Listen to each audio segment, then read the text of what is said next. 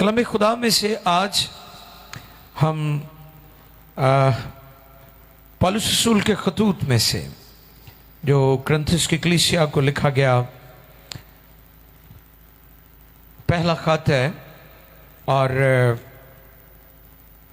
उसका 15वां बाब है और उसकी 19वीं आयत मुकद्दसा जो है उसको हम तिलावत करेंगे। खुदा की बंदी एस्टर कलाम का ये हिस्सा पढ़ने में हमारी मदद करेंगी, तो मेरी दरख्वास्त है कि आप ज़रूर पहला कुरिन्थियों 15वें बाब की 19वीं आयत मुकद्दसा जो है हमारे साथ मिलकर पाक कलाम में से देखें। जितने भी नाज़रीन हैं वो भी बाइबल मुकद्दस को खोलें और हमारे साथ मिलकर खुदा के कलाम को ध्यान से सुनें। जी, खुदा के कलाम मुकद्दस में रकम है, अगर हम सिर्फ इसी जिंदगी में, हाँ क्या लिखा है, अगर हम सिर्फ इसी जिंदगी में मसीह में उम्मीद रखते हैं तो सब आदमियों से ज्यादा बदनसीब हैं। पाक कलाम के पढ़े, सुने और समझे और कबूल किए जाने पर खुदावंद की बरकत सबके आमीन। बड़ा सख्त ये हवाला है हमारे लिए। आज का जो पैगाम है, जो आयत मुकद्दसा पढ़ी गई है, इसमें जो खूबसूरत पैगाम है जो हम तक आज खुदा अपने कलाम के वसीला से पहुंचाना चाहता है, वो आज ये है, सब आदमियों में से ज्यादा बदनसीब। फिर सुन लें, सब आदमियों से ज्यादा बदनसीब। मैं फिर रिपीट करता हूं, सब आदमियों से ज्यादा बदनसीब। मेरे साथ बोलें, सब आदमियों से ज्यादा बदनसीब। ये आज का टॉपिक है। अगर हम सिर्फ इसी जिंदगी से मुराद क्या है, जो हमारी जमीनी जिंदगी है, वो जिंदगी जो 50 साल की भी है, 60 साल की भी है, 70 साल की भी है, 80 साल की भी है। पाकिस्तान में लोगों की जो औसतन उम्र है वो बहुत थोड़ी है, 60-65 साल के एवरेज है यहाँ पर, या बल्कि अगर हम देखें तो ये और भी नीचे आती जा रही है और लोग जवानी में इस दुनिया से जा रहे हैं। और जो मगरबी ममालिक हैं, वेस्टर्न वर्ल्ड है, वहाँ पर लोगों की 80+ या इससे भी ऊपर लोग जाते हैं और फिर ये ज़मीनी ज़िंदगी उनकी ख़त्म होती है। कलाम फरमाता है, अगर हम सिर्फ इसी ज़िंदगी में, जो ज़िंदगी ज़मीन पर हम गुजारते हैं, अगर इसी ज़िंदगी में मसीह में उम्मीद रखते हैं, हम यीशु के पास सिर्फ इसलिए आते हैं कि वो हमारी जिस्मानी ज़रूरतों पूरा कर दे, तो फिर कलाम फरमाता है, तो सब आदमियों में सबसे ज्यादा बदनसीब है। ये बदनसीबी है उन लोगों की जिन्होंने रूहानी जिंदगी को सिर्फ जिस्मानी चीजों के साथ जोड़ा हुआ है। कई लोग कहते हैं जी ओद को बड़ी बरकत है, जी ओद को बड़े पैसे ने, ओद को बड़ा घर बड़ा उन्हें वधिया बनाया, टाइलां बड़ियां उन्हें प्यारियां लगाइया ने, हाँ जी, ऊपर खुदा मेरा चौपान है, मुझे कमी न होगी, वो भी लिखा हुआ है। तो फिर जब पता चलता है कि जी वो कारोबार कादा करता है, तो फिर कहते नहीं यार, वो कारोबार वो अपना प्राइवेट ही है, कोई प्राइवेट ही कारोबार है। तो कई रिश्वत को भी कहते हैं ना, आपको पता, कहते जी तनख्वाह तो चलो थोड़ी है, उत्तों काफी बन जाते हैं। आपको पता है, लोग इस तरह की, लोगों ने ये जो वर्ड है ईजाद किए हुए हैं रिश्वत के लिए, ठगियों के लिए, बेईमानियों के लिए, और फ्रॉड और धोखेदही से जो दौलत जमा करते हैं, वो कहते वो ऊपरों बड़े पैसे बन जाते हैं। उन्होंने मानते ही नहीं है कि ये गलत काम है, वो कहने ऊपरों बड़े पैसे मिल जाते हैं। मैं आज आपकी खिदमत में ये पैगाम रखना चाहता हूं, वो लोग जो सिर्फ इसी जिंदगी में उम्मीद रखते हैं, कलाम फरमाता है, वो सब आदमियों में से ज्यादा बदनसीब है। ये बदनसीबी है उनकी, ये नफे का सौदा नहीं है। चर्च आना ये बड़ी गौरतलब बात है। कई लोग चर्च आते हैं सिर्फ अपनी बदनी शिफा के लिए, ऐसे ही है ना, दुआ के लिए आते हैं। कई तो ऐसे हैं वो मीटिंग से पहले आ जाए, वो कहते हैं जी हम दूर से आए हैं, साड़ी दुआ कर दो ही वापस जाना कि सानू शिफा मिल जाए, हमारे लिए दुआ कर दे, हमारा प्रॉब्लम हल हो जाए। वो सिर्फ चर्च इसीलिए आते हैं। उनका मकसद, उनकी आने की जो तरजीह है वो ये नहीं है कि हम खुदा का कलाम सुने, हम खुदा का कलाम सुनकर तौबा करें, हम कलाम सुने और बपतिस्मा लें, हम पाकरू को हासिल करें, हम पाकरू की जुबानें बोलें, हम खुदा की नेमतें हासिल करें, पाकरू की नेमतें ऑपरेट हो हमारी जिंदगी में। उनका हरगिज ये मकसद नहीं होता। वो अपने और मकसद के लिए चर्च में तशरीफ लाते हैं। और कलाम उन्हें क्या कहता है? कलाम कहता है अगर हम सिर्फ इसी जिंदगी में मसीह में उम्मीद रखते हैं तो सब आदमियों से ज्यादा बदनसीब है। यह बदनसीबी है, यह बदनसीबी है उन लोगों की जो सिर्फ अपनी जिस्मानी जरूरतों के लिए खुदा के कदमों में आते हैं। अगर हम कुलुसियों 3 बाब की दूसरी आयत पढ़ें, आओ देखिए खुदा के कलाम में से एक और हवाला हम देखेंगे। यह भी बड़ा खास है इसी मुनासबत से कि हमें जमीन पर की नहीं बल्कि आलम बाला की चीजों की तलाश करनी है। कुलुसियों 3 बाब की दूसरी आयत मुकद्दसा। जी, खुदा की बंदी हमारे लिए पढ़ेंगी। कुलुसियों 3 बाब है, दूसरी आयत है।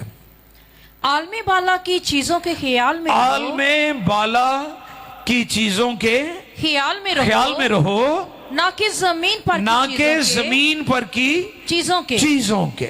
कौन सी चीजों के ख्याल में रहना है?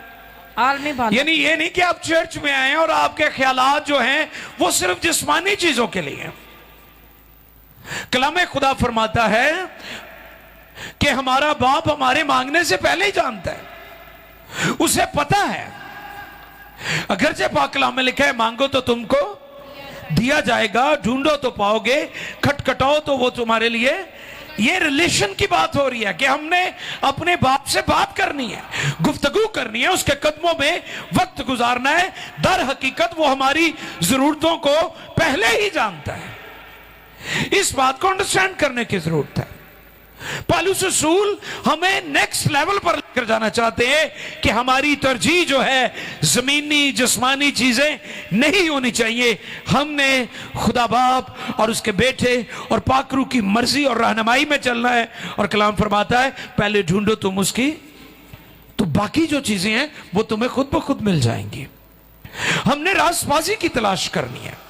आज प्रॉब्लम यह है कि लोग सिर्फ जिस्मानी ख्वाहिशों और जरूरतों के लिए उसके हजूर आते हैं, खुदा से मोहब्बत नहीं करते। हमें इस बात को अंडरस्टैंड करना है और पौलुस रसूल हमें नेक्स्ट लेवल पर लेकर जाना चाहते हैं। हमारे नजदीक खुदा का कलाम, खुदा और उसका बेटा यीशु और पाकरू कीमती होना चाहिए, चीजें नहीं। हमारे लिए खुदा कीमती है, उसका कलाम कीमती है, हमारा ईमान कीमती है, पाकरू में जिंदगी बसर करना ये हमारे लिए जरूरी है। और मैं गौर कर रहा था यहूदा के बारे में कि यहूदा इस्करियोती ने क्या किया। उसने यीशु मसीह का सौदा कितने सिक्कों में किया? 30 सिक्कों में किया। और एक खादिम ने बड़ी खूबसूरत बात की। उसने कहा उसने यीशु का सौदा नहीं किया, उसने अपना सौदा किया था। आमीन। यहूदा इस्करियोती ने 30 सिक्के यीशु की कीमत नहीं लगाई, उसने अपनी कीमत लगाई थी। यीशु मसीह तो बेशकीमत से कौन खरीद सकता है? उसका कौन सौदा कर सकता है? उसकी कीमत कौन लगा सकता है? आमीन। अब बजा सकते हैं ताली खुशी के साथ, मजबूरी के साथ नहीं।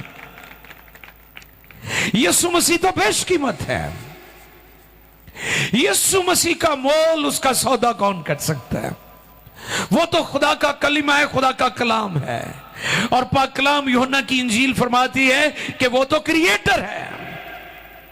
इब्तिदा में कलाम था, कलाम खुदा के, और फिर कलाम मुजस्म हुआ। और आगे लिखा है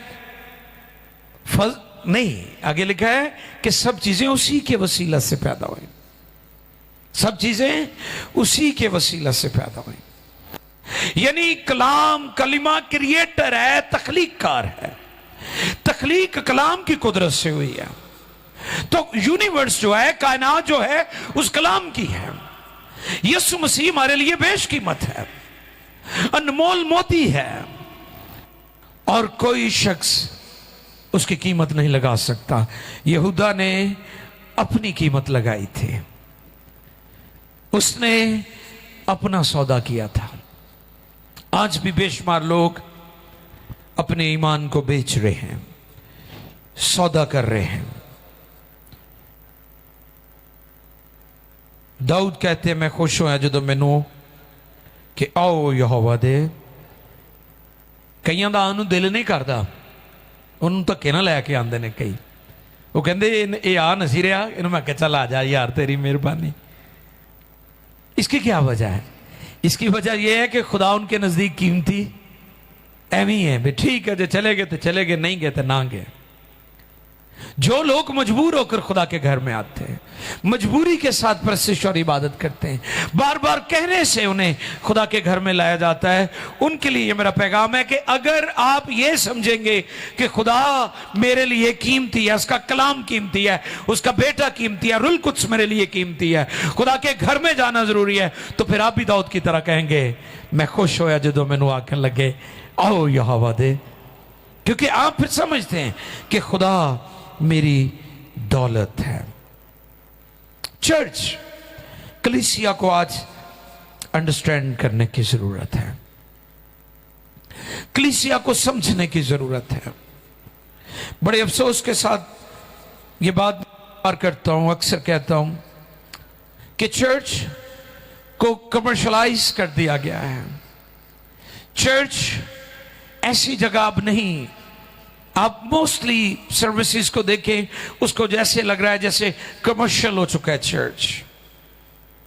इब्तदाई कलीसिया पर जब हम गौर करते हैं, उनके लिए जगह इंपॉर्टेंट नहीं होती थी, लिखा कि वो हर रोज हैकल में जमा हुआ करते थे और सादा दिली से घरों में खाना खाया करते थे।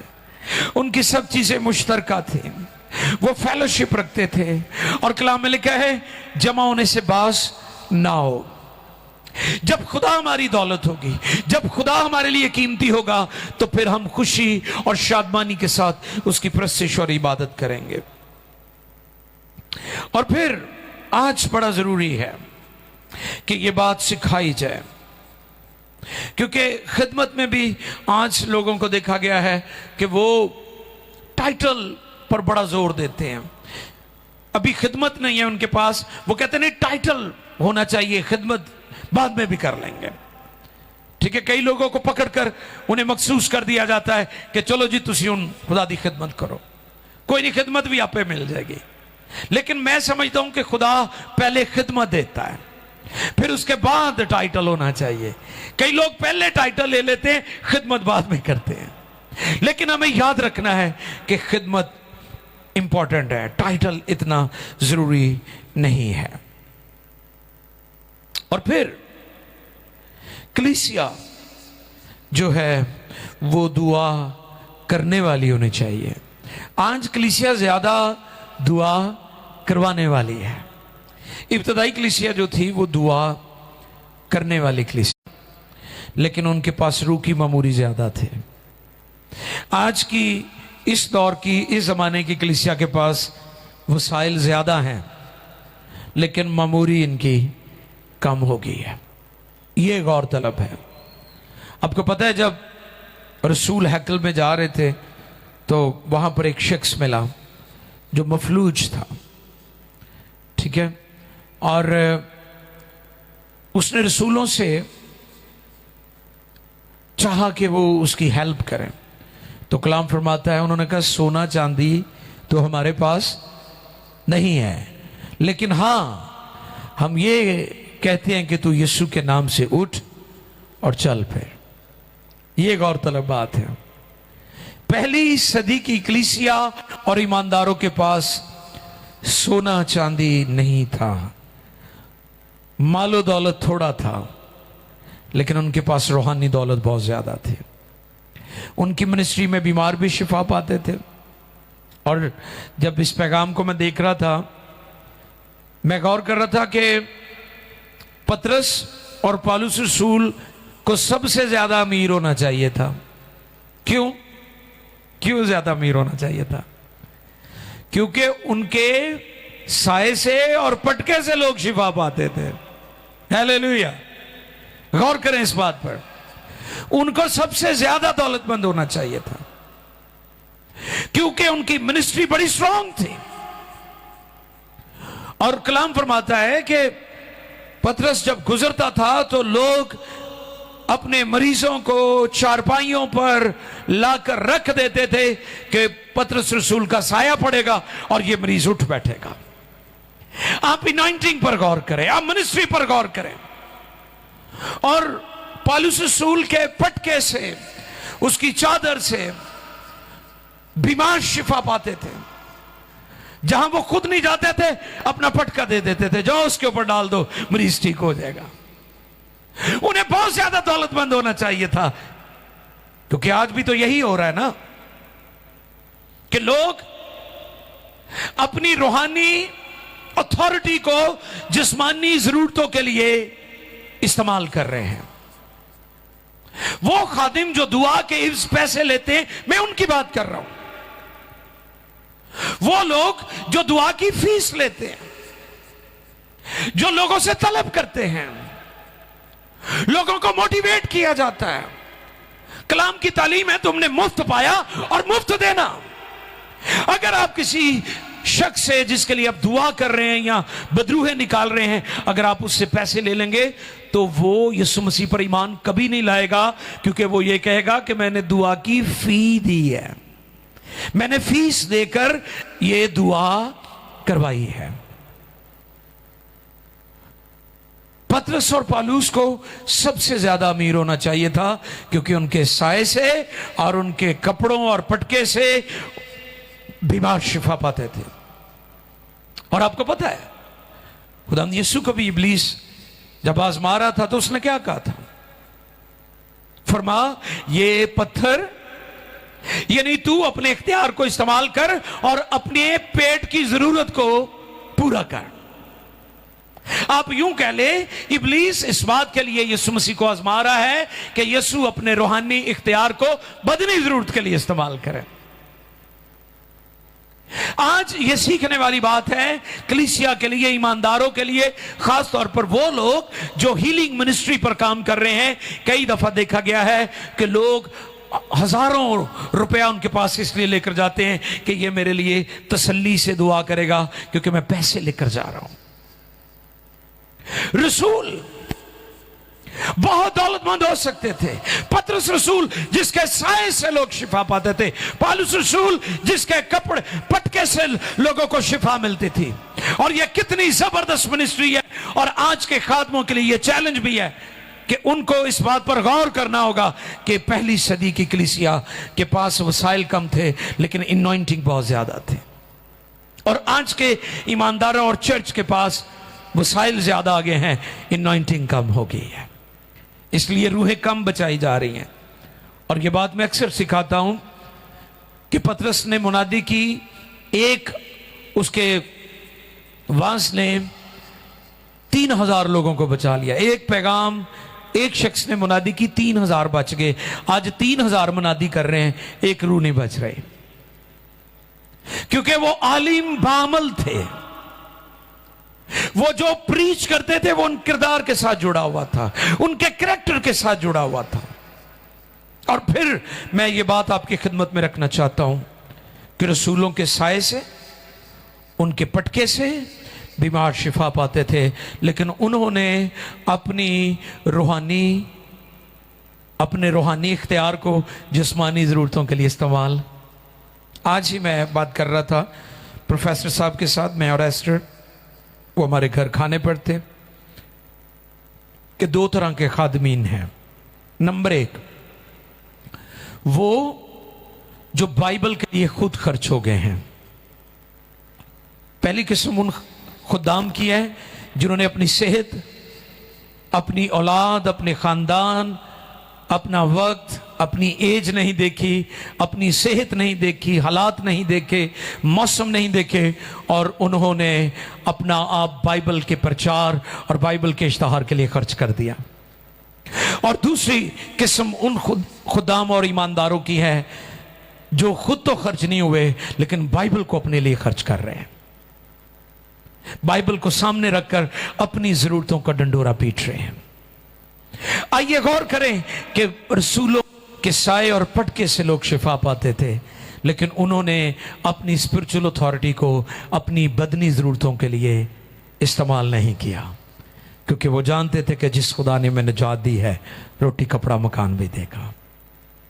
और पौलुस रसूल के बारे में कलाम फरमाता है कि वो अपने हाथ से मेहनत मजदूरी करते थे। तंबू, ये टेंट जो लगा हुआ है हमारी ग्राउंड में, ये काम करते थे हाथ से सिलाई करके। अब गौर करें, ऐसा शख्स जिसके पटके से बीमार शिफा पाते हैं वो तो बड़ी दौलत इकट्ठी कर सकता सी ना, लेकिन उन्होंने ऐसा नहीं किया। तो इसलिए ये मेरा पैगाम है। लोग हमारे पास यहाँ भी आते हैं, PMI में लोग गैर मसीही भी आते हैं, दुआ के फौरन बाद वो हदिया देते हैं। मैं उन्हें कहता हूँ हमने आपके लिए दुआ फ्री में की है, दुआ की कोई फीस नहीं होती, दुआ के इवज पैसे नहीं होते। खास तौर पर कलाम में लिखा है, पौलुस रसूल कहते हैं कि तुम मेरे आने से पहले ही चंदे जमा कर लिया करो, क्योंकि हम गैर कौमों से कुछ नहीं लेते।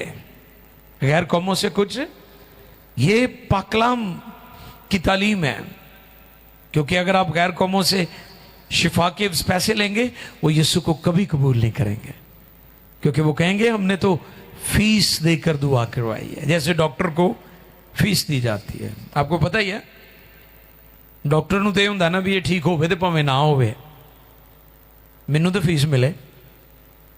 ਤੇ ਵਕੀਲ ਨੂੰ ਹੁੰਦਾ ਹੈ ਬੰਦਾ ਭਾਵੇਂ ਜਾਂਦੇ ਫਾਇਲ ਲੱਗ ਜਾਏ, ਪਹਿਲੇ ਫੀਸ ਉਹਦੀ ਜਮ੍ਹਾਂ ਕਰਾ ਦਿਓ। ਉਹਨੂੰ ਕੋਈ ਨਹੀਂ ਵੀ ਬੰਦਾ ਛੁੱਟੇਗਾ ਜਾਂ ਬਚੇਗਾ, ਉਹਨੂੰ ਫੀਸ ਚਾਹੀਦੀ ਹੈ। ਡਾਕਟਰ ਨੂੰ ਕੋਈ ਗੱਲ ਨਹੀਂ ਕਿ ਦਵਾਈ ਅਸਰ ਕਰਦੀ ਹੈ ਕਿ ਨਹੀਂ, ਤੇ ਕਈ ਵਾਰ ਡਾਕਟਰ ਦਵਾਈ ਵੀ ਉਹ ਹੀ ਲਿਖਦਾ ਜਿਹੜੀ ਉਹਦੇ ਕਲੀਨਿਕ ਦੇ ਲਾਗੇ ਲੱਭਦੀ ਹੈ। ये तो सूरत हाल है, और आज ये बातें चर्च में भी घुसती आ रही हैं। इसलिए यहाँ पर खुदा के कलाम में जो तालीम दी गई है कि अगर हम सिर्फ इसी ज़िंदगी में मसीह में उम्मीद रखते हैं तो सब आदमियों से ज़्यादा, क्या है जी, बोल दें ज़रा, औखा क्या जा रहा है ना, सख्त लफ्ज़ है। अगर सिर्फ हम इसी ज़िंदगी में उम्मीद रखते हैं तो सब आदमियों से ज़्यादा बदनसीब है। हमारी उम्मीद जो है वो आसमान है, हमारी डेस्टिनेशन, हमारी डेस्टिनी हेवन है। डॉक्टर बिली ग्राहम कहते हैं ज़मीन हमारा सफ़र है और आसमान हमारी मंजिल है। आसमान हमारी मंजिल है, आसमान हमारा होप है। तो इसलिए हम खुदावन कादर मुतलक खुदा के हुज़ूर आसमानी आलम वाला की चीज़ों के ख्याल में रहें, ना कि ज़मीन पर की चीज़ों के। सब आंखें बंद करें और मिलकर हम दुआ और शुक्रगुजारी में लग जाएं। हालेलुया। सब सरों को झुकाएं, नाज़रीन भी, हाज़रीन भी। आज का पैगाम मेरे लिए भी है, आपके लिए भी है, तमाम ईमानदारों के लिए, तमाम खादमों के लिए। ये सिर्फ चंद एक लोगों के लिए नहीं है, ये सारी कलीसिया के लिए है, ये सारे पास्टर्स के लिए है। खुदा का कलाम किसी का लिहाज नहीं रखता। लिखा है कि ये दोधारी तेज तलवार से भी ज्यादा तेज है, जो बंद बंद और गुदे गुदे में से गुजर जाती है। आओ झुके हैं और मिलकर उसे कहें, खुदावन मैं सिर्फ जमीनी चीजों के ख्याल में ना रहूं, बल्कि आलम बाला की चीजों के ख्याल और तलाश में रहूं।